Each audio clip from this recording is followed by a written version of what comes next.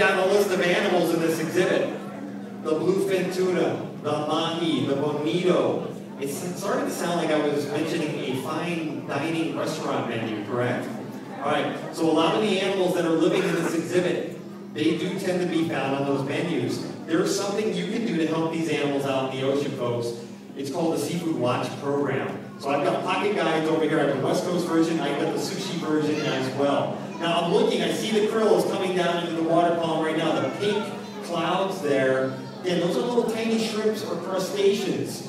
And the sardines absolutely love to eat that food, and they're built for it. They have very small mouths.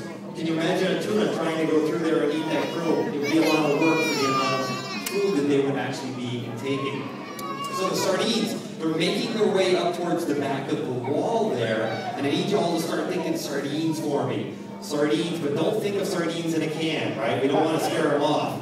Forget about the can. We've got live sardines in here. We want them to come up into the water column because it's pretty amazing to see 20,000 little shimmering jewels swimming side by side. So they're thinking about it. They are doing their movements down on the bottom right now. They want to wait till a lot of these tuna get out of the way because they've had their fill now. And eventually we'll start throwing in that fish meal as well. So keep thinking sardines. Call them with your mind. Oh, here we go. Here they come. Right on cue. Now once we get them to the top, we got to keep them there. So we're going to start shoveling out scoopfuls of the fish meal and some more of that krill.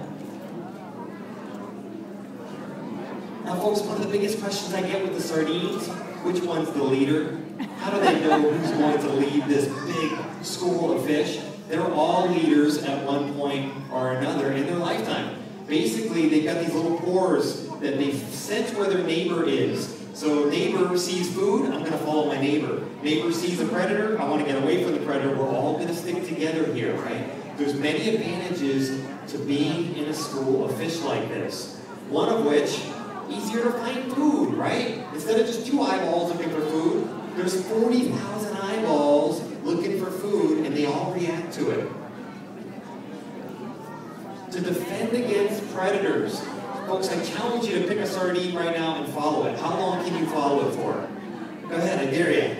It won't even be 5 seconds because it'll blend in with one of the other sardines. So you know what those tuna are up against. It's almost impossible for them to pick out a healthy sardine in a school of fish.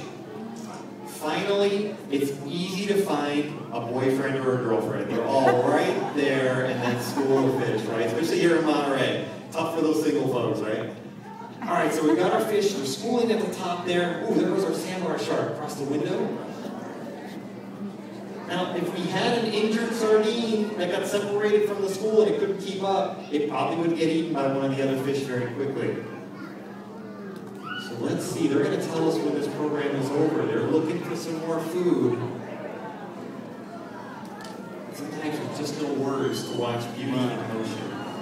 Oh.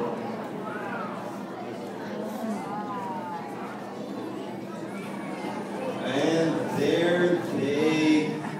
No. They're going to keep on.